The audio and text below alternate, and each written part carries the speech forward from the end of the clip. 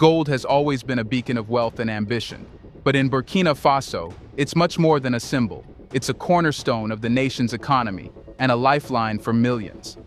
As one of Africa's top gold producers, gold mining plays an essential role in shaping the Burkina Faso economy, contributing significantly to exports and creating livelihoods across the country.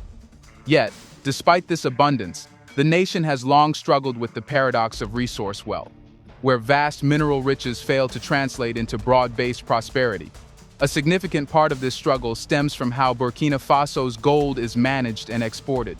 In 2022 alone, the country exported gold worth $6.74 billion, with Switzerland receiving the largest share at $5.93 billion. Have you ever wondered how a country so long chained by poverty, coups, and foreign interests could suddenly become the heartbeat of African self-reliance? How a small landlocked nation once dismissed as too poor to rise is now building gold refineries, reviving vast cotton fields, and telling the world it will stand on its own terms. Welcome to Burkina Faso, where an unexpected revolution is unfolding, not with guns and rallies alone, but with plows, looms, and furnace fires.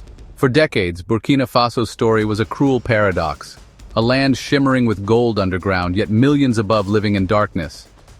International corporations dug deep into Burkina's soil, extracted billions worth of gold, and left behind dusty roads and hollow promises.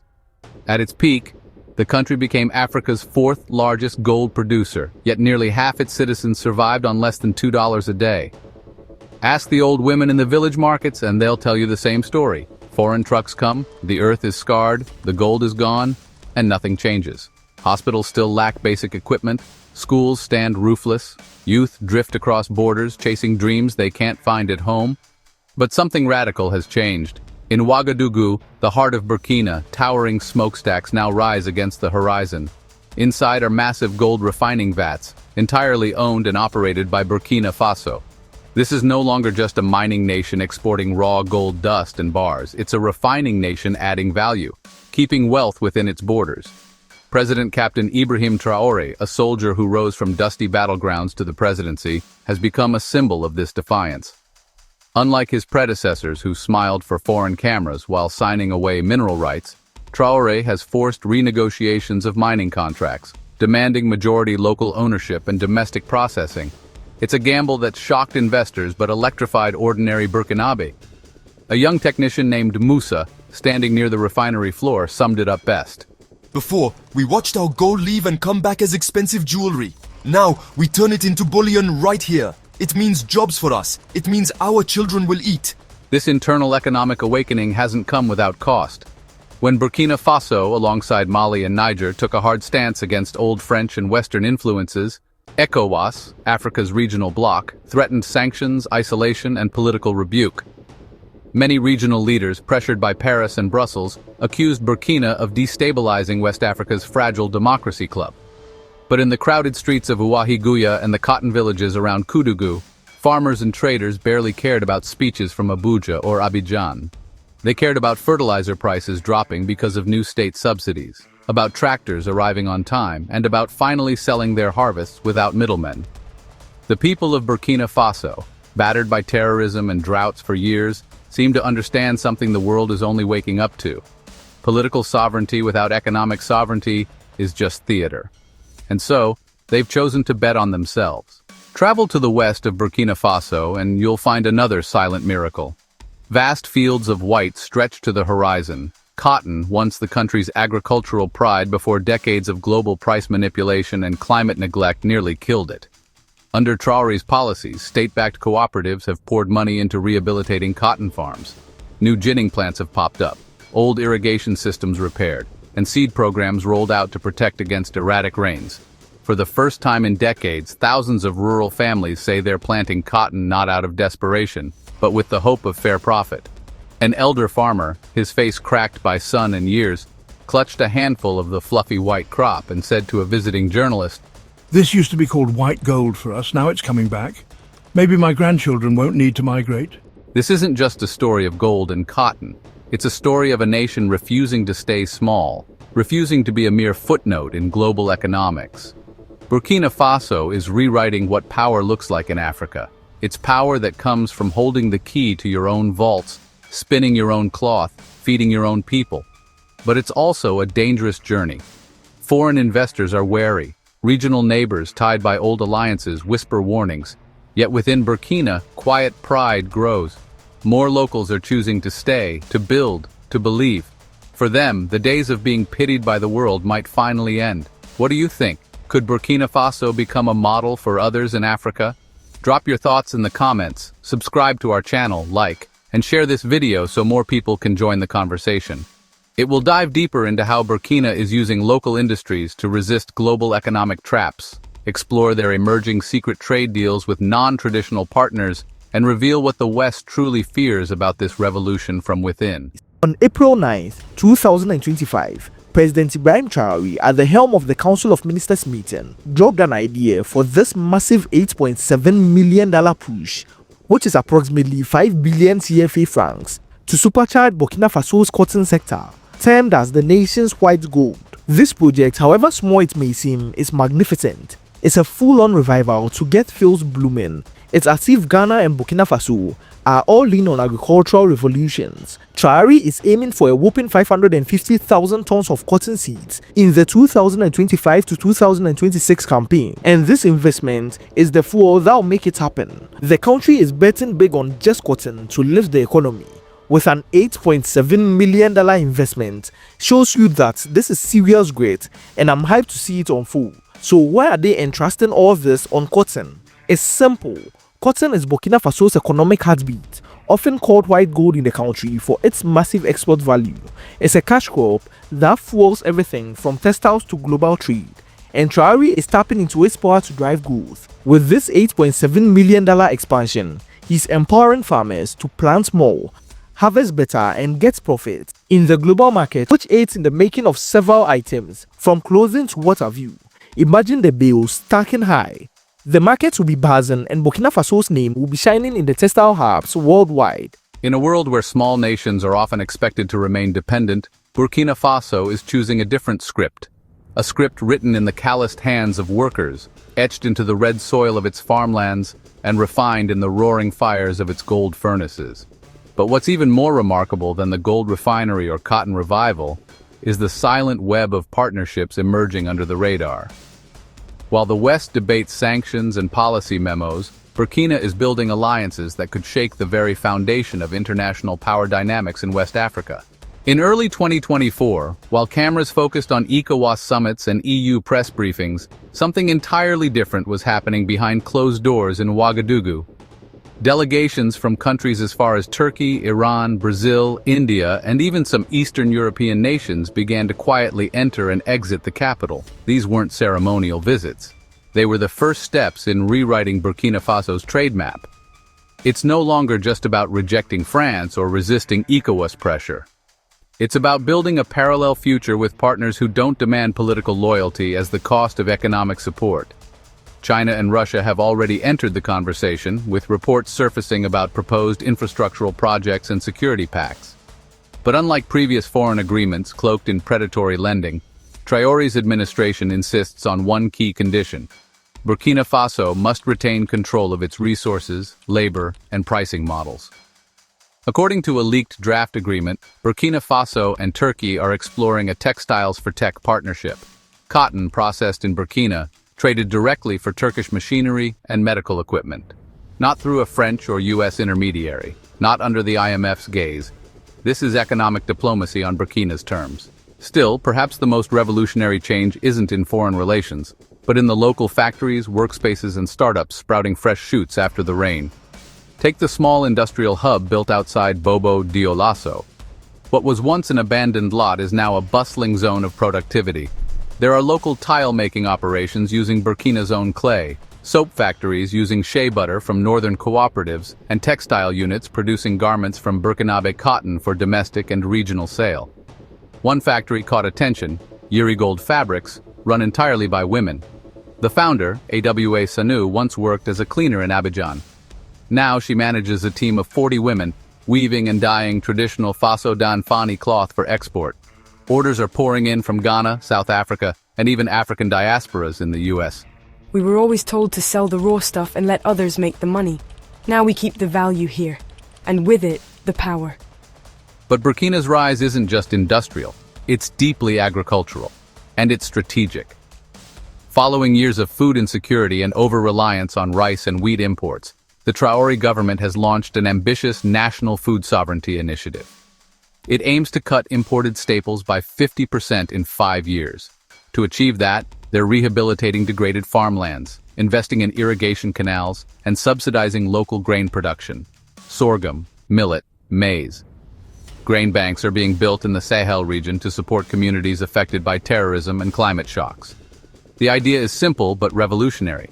Let no Burkinabe go hungry because a foreign ship was delayed, or a Western donor pulled funding.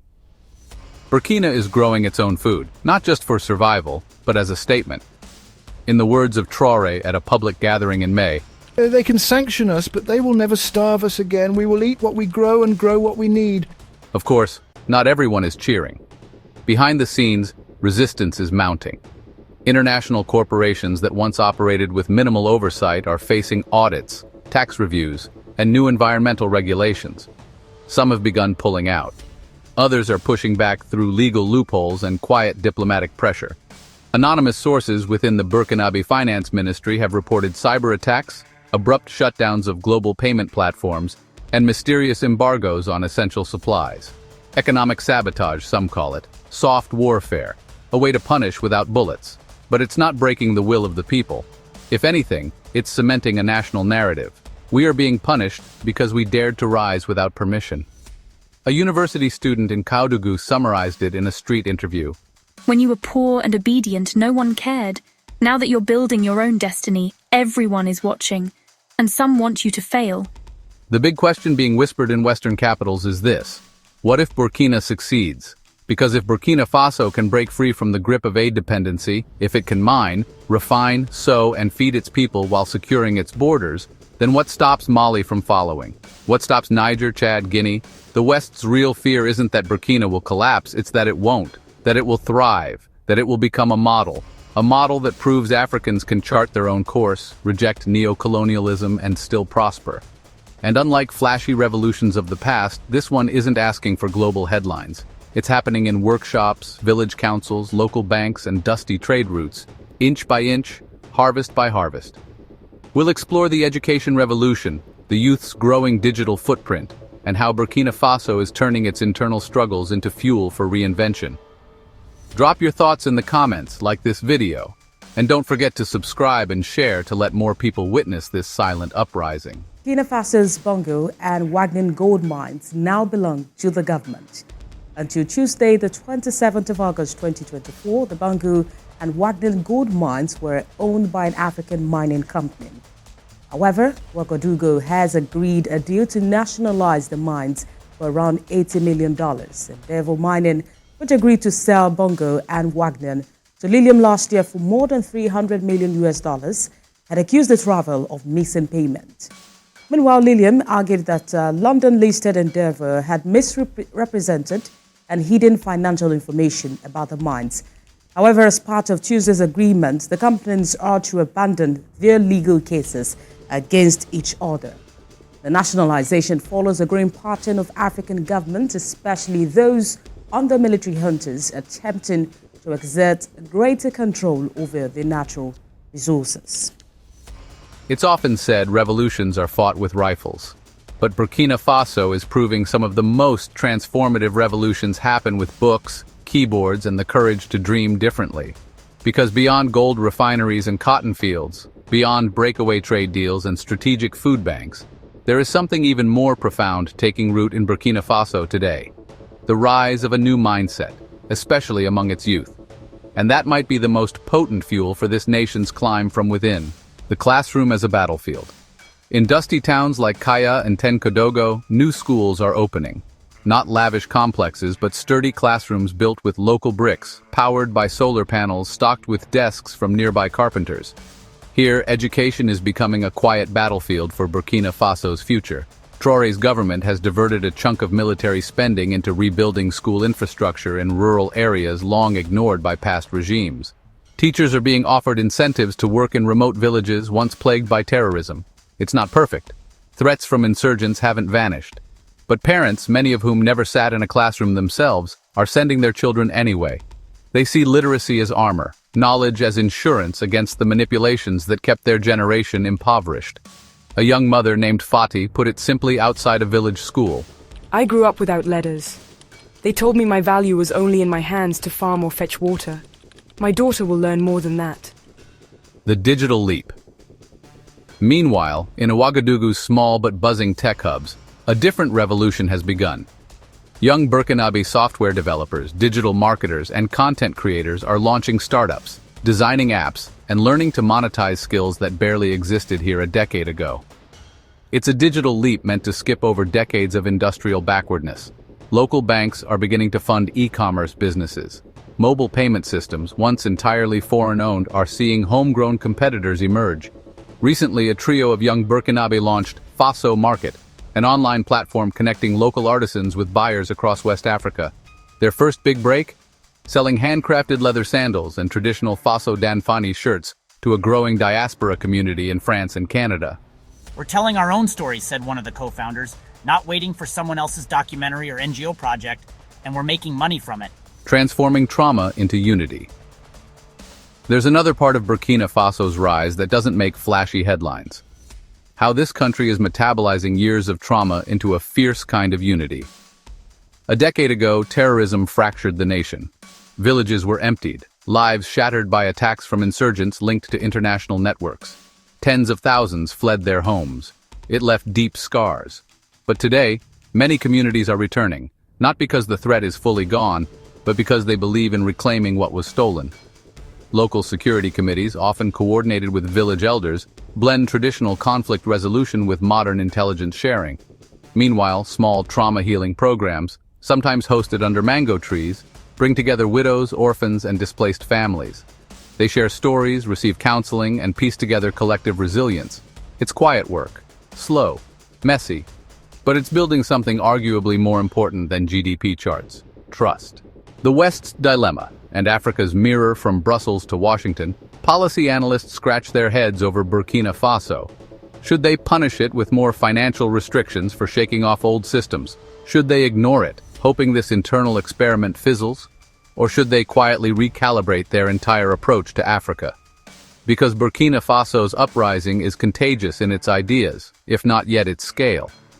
It's not just a matter of patriotism, it's about dignity, about rejecting the notion that prosperity must be imported. In Mali and Niger, similar sentiments are gaining ground. Even coastal nations with stronger Western ties are watching closely. If Burkina can refine its own gold, grow its own food, manufacture its own goods, and educate its people, why can't they? This is the nightmare scenario for those invested in Africa remaining a source of cheap labor and raw materials. That economic self-esteem could sweep the continent. What it all means for the ordinary Burkinabe. Yet for the average citizen, all these geopolitics boils down to simple truths. It means a father in Dedougou can finally afford medicine without waiting for a foreign charity. It means a mother in Yako can sell her cotton at a fair price and buy shoes made in Bobo Dioulasso instead of second-hand imports from Europe. It means a teenager in Ouaga with a laptop and an internet connection can dream of building a business that serves Africa, not just waiting for a Western contract. It's imperfect, it's vulnerable to shocks, but it's theirs. That alone is revolutionary. The new Burkinabe narrative. So, how does a country rise from within? Not with one silver bullet. Burkina Faso is using thousands of small hammers, pounding away at dependency, carving out local industries, healing old wounds, educating new minds, wiring up new tech. It's a story still being written, a story full of risks and possible setbacks. But it's a story that finally belongs to the Burkinabe themselves. As a local proverb goes, the path is made by walking, and every step you own is better than a mile carried by another. What do you think? Is Burkina Faso carving a model that could spread across Africa, or is it heading for tough lessons from challenging the global order? Drop your thoughts in the comments. If this inspired you, like this video, subscribe and share it so more people can see how Burkina Faso is daring to build its own future. For more information and for more news on the happenings in the political sector and the world globally, don't forget to like and subscribe to our channel for more updates.